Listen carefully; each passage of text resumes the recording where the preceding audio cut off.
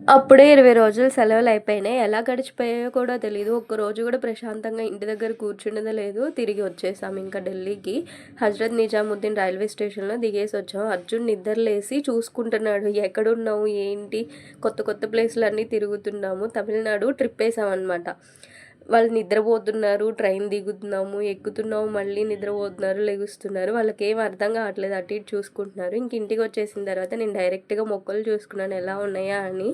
మేము ఇంటికి తిరిగి వచ్చేయడం ముందు రోజే గాలి, దుమ్ము బాగా వచ్చినాయంట. దుమ్మంతా వచ్చేసింది.